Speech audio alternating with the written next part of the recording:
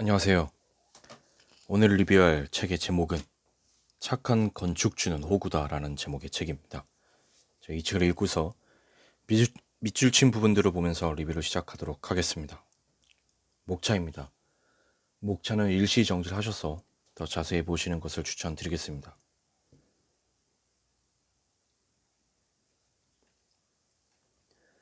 나는 전원 생활을 꿈꾸는 사람들에게 먼저 이러한 조언을 해준다. 우선 살아보세요. 새를 얻어서 시골 생활을 먼저 해보고 그 다음에 집을 지을지 다시 도시로 갈지를 정하세요. 처음부터 집을 짓는 것은 무리입니다. 우리가 땅 보러 다닌다는 얘기를 여기저기 하고 다녔더니 이런 조언들은 있었다. 동네 이장을 찾아가 봐라. 지나가다가 마음에 드는 땅이 있으면 그 땅을 콕 집어서 마을 사람들에게 소유주를 물어보라.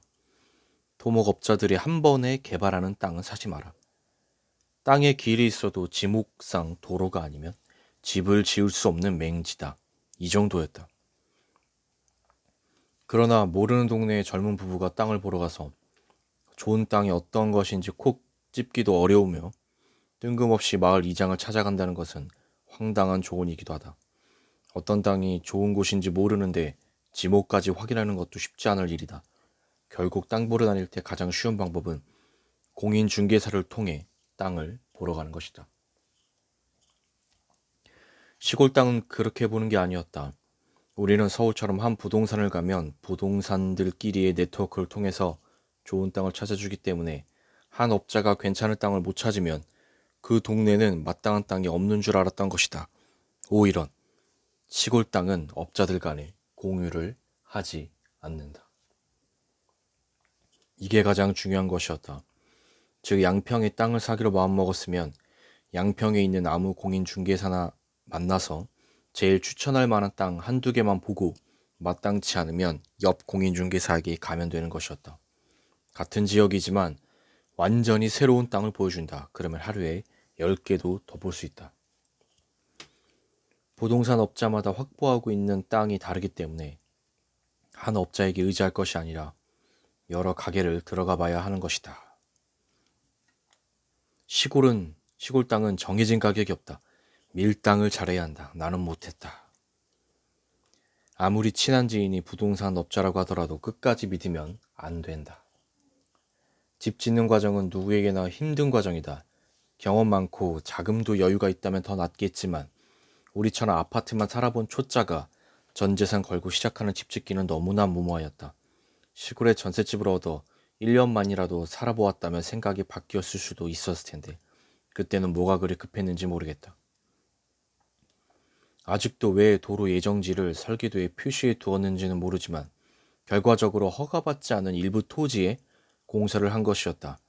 나중에 토목설계사무소는 우리를 도와주지는 못할 망정 산림법 위반으로 벌금을 내고 추후 복구하면 된다고 하였다. 그야말로 손절이었다. 내 돈 주고 고용한 설계사무소가 나를 협박하는 꼴이 되었다. 보통의 건축주가 아주 당하기 쉬운 방법으로 우리도 당했다.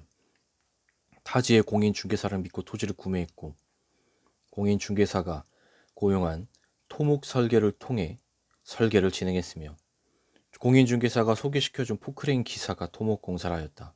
간단히 말해 공인중개사, 토목설계사, 포크레인 기사는 서로 아는 사이였다. 이 세 명이 속닥속닥하면 건축주 하나쯤 골탕 먹이는 건 일도 아니었다. 나중에 집이 얼추 지어졌을 때쯤 포크레인 기사가 밤 11시에 만취해서 전화해서는 장 사장 나도 어쩔 수 없었어. 미안하다. 진짜 동생 같은 친구인데 내가 다 말은 못하지만 나도 어쩔 수 없었어 라고 말했다. 나는 이 세 구성원의 콤비 플레이가 사기라고 생각하진 않는다. 다만 언제든 마음만 먹으면 건축주를 속일 수 있는 구조이며 대다수의 건축주는 할 수 있는 게 없다는 것이다. 공인중개사, 토목설계사, 토목공사업자가 한 팀일 경우는 주의 깊게 살펴볼 필요가 있다. 나름의 노하우는 건축설계사에게 토목설계사를 소개받는 것이 토목설계사에게 건축설계사를 소개받는 것보다 낫다. 집의 전체적인 구조와 방향, 준공 등 모든 절차적인 측면에서 건축 설계사가 총괄하는 게 훨씬 더 수월하다. 물론 건축 설계사나 토목 설계사나 불성실한 설계사를 만난다면 마음고생이 심하겠지만 그래도 경험상 건축 설계사와 소통하는 게 더 낫다. 어차피 내 집을 책임지고 가는 건 좋든 싫든 건축 설계사이기 때문이다. 전원주택을 지으려면 땅부터 사야 한다. 모르는 동네에 가면 고생할 수밖에 없다. 그래도 고생을 줄이려면 많은 부동산 업자를 만나야 한다. 그리고 그 부동산 업자를 믿지 마라. 조금만 속는 게 최선이다. 또 집을 다 짓고 준공을 낼 때도 괴롭힐 수 있다. 준공을 안 내주는 것이다. 우리는 하도 준공이 안 나서 힘들어하고 있으니까 개발업자가 자신에게 일정 금액을 주면 자기가 공무원들을 설득해서 준공이 날 수 있도록 해준다고 하였다.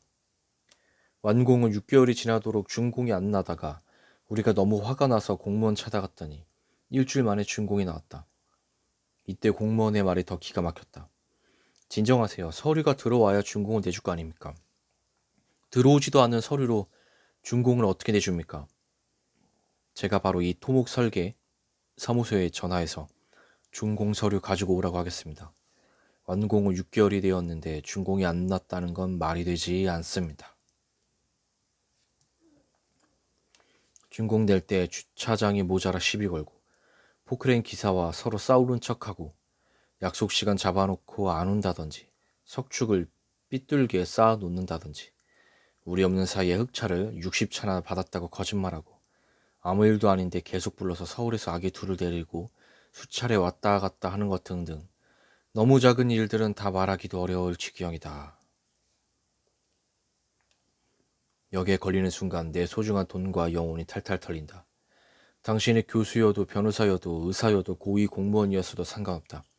무조건 걸리게 되어 있다. 공인중개사는 토지 구매까지, 토목 설계는 해당 지역에서 실적 많은 설계사, 잘 모르겠으면 군청 앞에 가장 큰 토목 설계 사무소, 토목공사는 군청에 등록된 업체를 이용하면 피해를 조금이라도 줄일 수 있다. 최소한 상전을 떠안고 건축을 시작하는 일은 없을 것이다. 급하다고 집부터 지으면 안 된다. 토목부터 차근히. 아무리 이상한 동네 주민을 만났다고 하더라도 결국 내가 이 동네에 살면서 적응하고 내 편을 딱 만들어 놓기 전에는 그래도 부대끼며 살 수밖에 없다. 도시 아파트와 다르다. 그래서 나는 새로 집을 짓겠다고 문의하는 분들에게 토목공사가 다 되어 있는 토지를 구매하라고 추천한다. 주민들의 민원과 그에 따른 다툼은 거의 90% 이상 토목공사에서 일어난다. 막상 집을 짓는 것은 별 시끄러울 것도 없고 주민들에게 피해를 끼치는 것도 크지 않기 때문에 다툴 일이 없다. 오히려 집 짓는 중간중간에 마을 사람들이 격려도 해주고 음식도 나눠 먹으면서 사이좋게 지낼 수 있다. 토목은 정말 마을 주민을 힘들게 한다. 시끄럽고 먼지 날리고 온 동네가 진흙투성이다. 토목공사를 직접 한다면 죄송하다는 말을 입에 달고 살아야 한다. 그래서 나는 어제도 오늘도 추천한다. 되도록 토목공사가 끝난 토지를 구매하세요. 토목 모양이 다소 마음에 들지 않더라도 그게 돈과 시간을 아끼는 방법이고 마을 주민과 더불어 행복하게 사는 방법입니다. 라고 말이다. 건축주는 건축업자에게 상대가 안 된다. 설계사와 설계 과정에서 싸우고 확정된 설계를 가지고 설계사와 건축업자가 싸우게 만들어야 한다. 그래야 고생하지 않고 집을 지을 수 있다. 이렇게까지 길게 평당 계약을 하면 안 되는 이유를 설명한 것은 아마 지금 집을 지으려고 이거를 접하신 분은 평당 계약을 체결할 것이기 때문이다. 여기서 말하는 평당 계약은 세부 공정을 구체적으로 나누지 않고 그냥 집 지어주세요. 평당 얼마 드릴게요. 라고 한 경우를 말한 것이다. 세부적으로 다 논의를 끝내놓고 계산해보니 평당 얼마가 될 것 같다는 공사는 아주 정상적인 계약 형태이다. 우리 같은 초보자에게는 방법이 없다. 집은 싸게 짓고 싶고 동네를 잘 모르니 그 동네를 아는 사람의 도움이 필요하기 때문에 뭔가 찝찝하면서도 믿고 가는 것이다. 대안이 없기 때문이다. 대안은 무엇일까? 이미 말했다. 첫째, 설계를 제대로 짜야 한다. 둘째, 하루만 시간 내어서 공정별 예산을 짜본다. 셋째, 건축업자와 계약 시 설계대로 그대로 할 수 있는지 공정별 예산을 짜줄 수 있는지 정확히 상의한다. 넷째, 돈을 절대 많이 주지 않는다. 주더라도 최대한 미룬다. 어느 업자와 계약을 하든 위 내용을 사전에 분명히 해야 한다. 초반에 얼굴 붉히는 게 낫다. 나중에 힘들어진다. 다시 말하지만 어느 건축주도 건축업자의 건축주 다루는 노하우를 이길 수 없다. 현장을 매일 가야 한다. 그래서 설계가 중요하다고 한 것이다. 설계를 제 돈 주고 했다면 이런 과정을 설계사가 다 확인한다. 다음 공정으로 넘어가서 앞선 공정이 궁금하면 자재를 사온 영수증만 받아 할 수 있다. 그래서 설계사가 나오는 현장은 건축업자가 장난을 치지 않는다. 가끔 건축업자가 일부러 잘못되게 시공하는 사례도 있다. 건축업자에게 직접 들은 이야기인데 흔히 말하는 기잡기를 위해 건축주가 부탁하도록 만든다는 것이다. 건축업자 입장에서는 처음부터 건축주 길을 잡아 놓아야 건축할 때 편하다는 것이다. 기초공사 때 반드시 참여한다. 철근의 두께를 확인한다. 미세하게 크기를 조정하거나 확인하고 싶을 때는 전이라는 단어를 쓴다. 센티미터를 의미한다. 이것만 말해도 무시당하지 않는다. 전기 콘센트, 스위치 등 전기가 놓일 만한 곳을 충분히 생각해야 한다. 약간은 나중에도 바꿀 수 있다. 변기, 세면기, 싱크대 위치를 정확히 확정해야 한다. 기초 높이를 확인한다. 무조건 두껍게 칠 필요는 없지만 20cm 정도만 치는 업자도 많다. 최소한 60cm는 쳐야 한다. 다음 날도 덜 말라서 미끄러울 수 있으니 이틀은 지나서 밟는다. 다칠 위험이 있다. 참고로 공사업자들은 다른 공정과 동시에 하는 걸 굉장히 싫어한다. 동선이 겹치는 걸 불편해하므로 되도록 하루에 한 공정을 부르는 것이 낫다. 어떠한 형태의 집을 짓던지 기본적으로 단열재를 외부 한 번, 내부 한 번을 해야 찬바람이 들어오는 걸 막을 수 있는 것 같다. 내가 추천하는 방식은 적당한 브랜드의 이중 창호다. 이중 유리와 이중 창호의 개념이 헷갈린다. 이중 유리는 창틀 하나에 유리가 2장 들어가고 그 사이에 아르곤 가스가 들어가는 형태다. 즉 창문 하나 안에 유리가 2장 들어가서 단열 효과를 높인 것이다. 이중 창호는 그야말로 창문이 2개다. 창틀 2개를 하나로 합쳐놓은 것이라고 생각하면 되므로 창틀 두께도 굉장히 두껍다. 내가 추천하는 방식은 LG나 KCC 정도의 브랜드 제품의 창호를 22mm 두께의 이중 유리로 하고 이 창호를 하나 더 사서 20mm 이중 유리를 이중 창호로 사용하는 것이다. 여기에다가 썬팅 필름을 유리에 부착하고 창틀을 검정색으로 랩핑하면 아주 괜찮은 창호가 완성된다. 예전 창호업자가 지나가는 말로 아무리 유리가 두꺼워도 단열 1등급 나오기 어렵고 이중 창호를 써야 단열 1등급이 나옵니다 라고 한 적이 있다. 단순히 창호를 팔기 위해 그런 줄 알았는데 그게 정답이었다.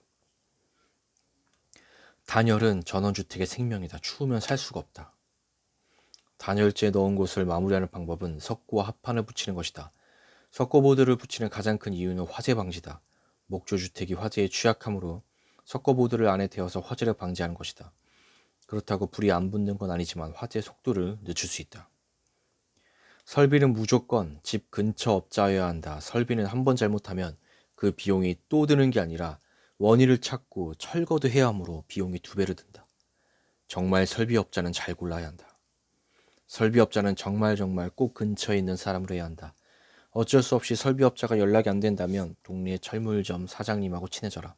한 군데 정해서 삽 등 기타 자재를 한 집에서 꾸준히 사면서 친해지면 된다. 시골은 철물점 사장님이 보통 설비를 다 하신다. 설비업자는 무조건 자주 올 수 있는 분으로 해야 한다. 뼈저린 경험이다. 설비는 한번 잘못되면 욕실 보일러, 싱크대 등등 다 뜯어야 함. 꼼꼼하게. 스파가 해외 제품은 700에서 800만 원 정도 하지만 일반 욕조에 스파 모터를 넣어서 만드는 업체들이 있다.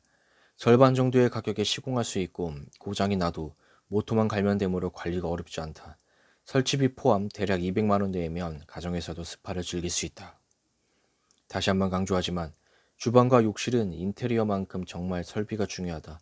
대리석 등 아무리 고급 마감재를 썼더라도 물이 새면 다시 다 해야 한다. 비용은 2배로 든다. 조경은 가장 기본이 되는 선에서 업자에게 맡기는 걸 추천한다. 여러 조경업자를 오게 해서 500만 원 정도 특정한 금액을 제시하고 그 안에서 해줄 수 있는 것을 견적받으면 된다. 잔금을 무조건 10% 남겨놔라. 잔금이 있는 동안은 부르면 잘 온다. 토지를 구매하고 건축 허가를 받고 집에 기초를 다지고 골조를 세우며 외장을 꾸미고 단열을 신경 써 내장을 하며 멋지게 조경하는 것까지 집 짓기의 모든 과정을 누구나 직접 할 수 있다. 정확히 말하면 누구나 직접 맡길 수 있다. 물론 업자 단가와 소비자 단가가 다를 수 있다. 100번 양보해도 전체 공정의 30%는 아낄 수 있다. 공사 비용이 많이 드는 게 아니다. 중간에 도둑놈이 한 놈 끼면 그 사람에게 흘러가는 돈이 많이 드는 것이다. 토목 설계는 어디가나 비슷하므로 꼭 군청 근처에 있는 설계사무소에 가서 처음부터 건축이 가능한 땅인지 위법의 소진이 없는지 등을 충분히 확인해야 한다. 나는 다시 집을 짓는다면 설계비에 더 투자할 생각이다. 건축 설계사 자격증이 있는 설계사를 통하면 평당 3-40만 원 정도 선이다. 나는 설계비에 투자하는 것이 전체 건축비를 절감하는 가장 중요한 요소라고 본다. 네, 제가 준비한 리뷰는 여기까지입니다. 정말 여러 가지 내용이 있네요.